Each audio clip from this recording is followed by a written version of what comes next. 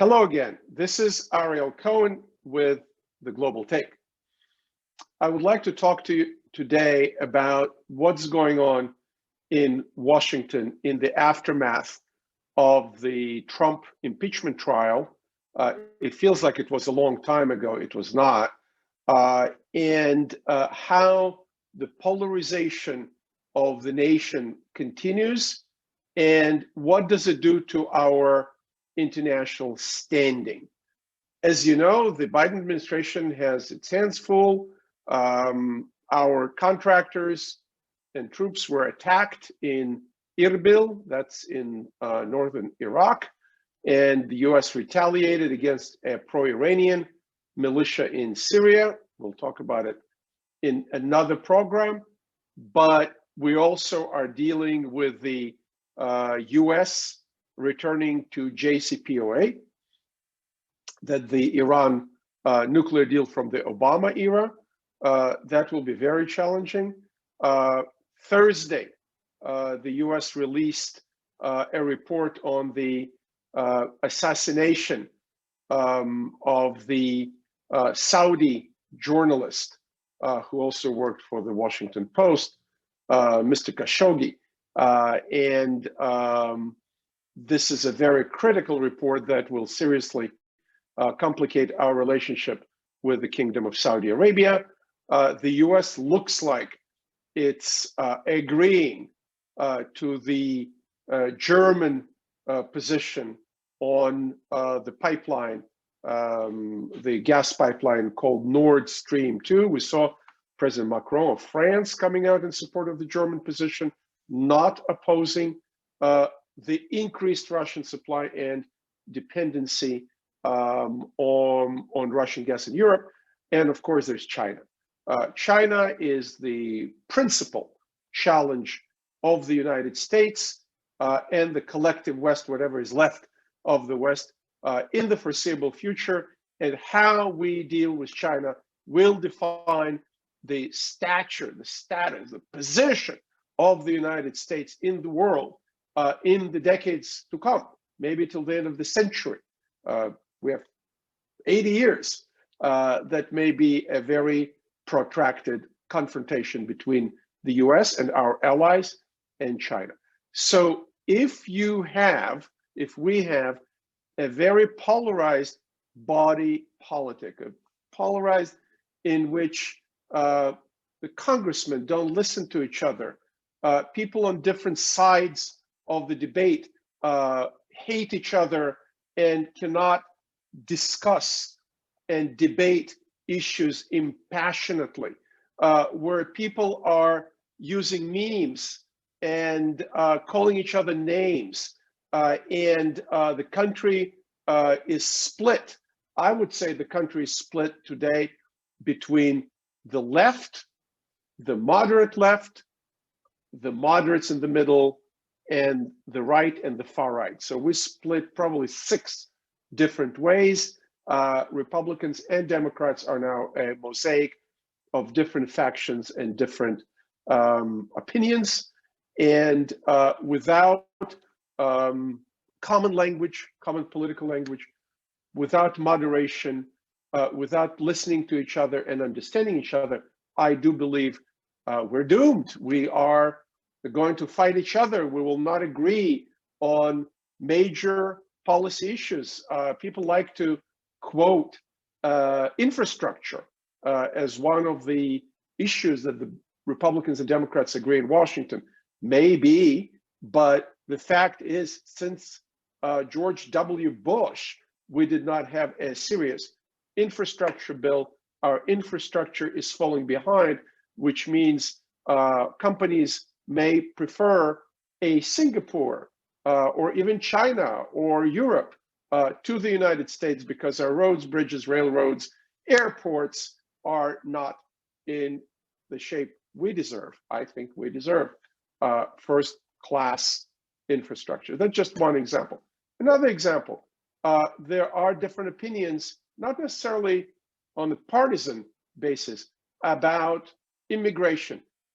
US was built by immigrants. I'm an immigrant. My wife is an immigrant. Her parents her mom was American, but is American, but she was born in Israel and what was brought here as a baby. A very productive member of the community, I must say. But it is inconceivable that we will not agree on a sensible immigration policy in which people can come here legally and contribute to this great country, to this great society. At the same time, I was trained as a lawyer. I don't think people should be allowed to come here illegally and stay here and get the benefits American citizens or permanent residents receive if they did not go through the necessary legal procedure.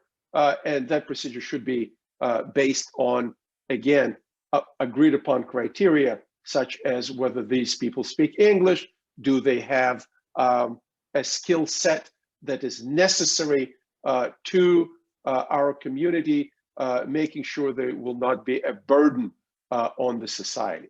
And I think the countries where immigration policy works, our neighbors, the Canadians, or Australia and New Zealand, are good examples, and we could agree on such examples and finally have a working immigration policy. If you think about it, if you approach it rationally, if you take into account the interests of different factions, if you wish, or different interest groups,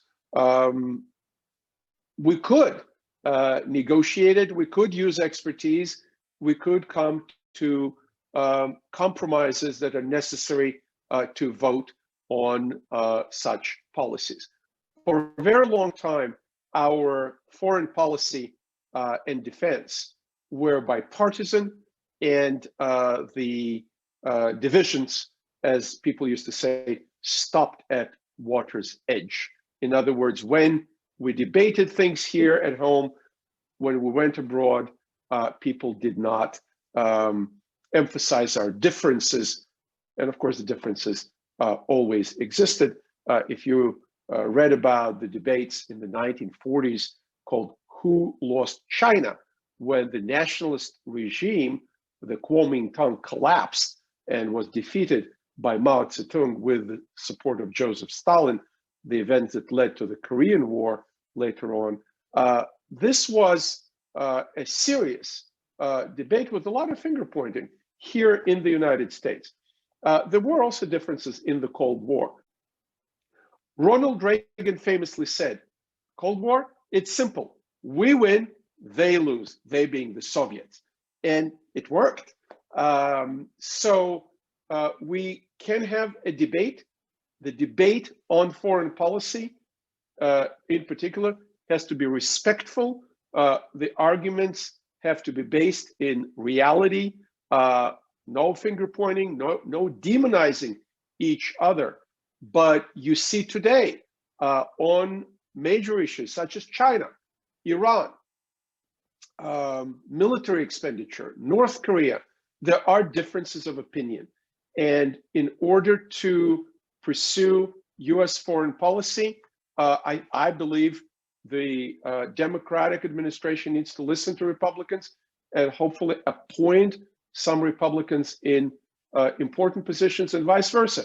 When there is a Republican administration, we need to find some experienced, highly qualified Democrats and appoint them in important high-level positions. This is how US worked and worked successfully for decades. And if we continue on the path of accusations, demonization, inventing lies, we are going to hurt ourselves. We're going to weaken this great country, and that may create major problems in us building up policy towards China, including putting enough assets in the Pacific and have a strategy with our allies to contain the rise of the Chinese military power, to have a sensible policy preventing the Chinese move against Taiwan.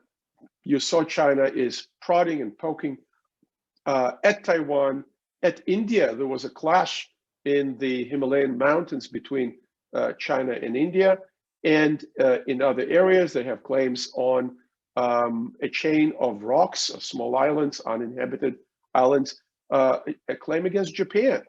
We need to be very clear that we're standing with our Japanese allies in Asia. We need to support Australia, a country that is sanctioned by China because the Chinese are trying to penetrate, are trying to sanction Australia, and Australia cannot and should not be left alone in this important confrontation. I think I'm making myself here very clear. The domestic debates are fine.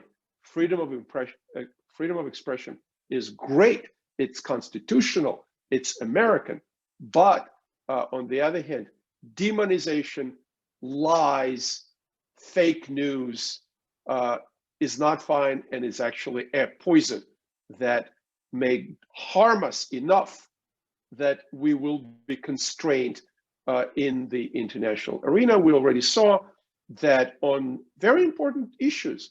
I mentioned the Nord Stream pipeline, but also China and Europe concluded a major trade and investment agreement without consulting the Biden administration, after Joe Biden specifically asked them not to do it and wait till his administration is in place. I am privy to sensitive, pretty high-level talks between us and our European allies, and they have no great interest in coming to our aid in this brewing confrontation and friction with China. They say we have our own business interests, especially Germany is an example. The business interests of Germany take precedence to any kind of allied commitments between Berlin and Washington. Just one example. Another example is the big free trade agreement in Asia that Trump stayed out of it. China is in and the US is out. It is to the detriment of American business. We will see if Joe Biden can bring us into that trade agreement. I have my doubts. So thank you again for being with us. Please subscribe to this channel on YouTube. Please share with your friends, and we'll see each other again soon. Bye. Thank you for watching. Please subscribe to get more content like this.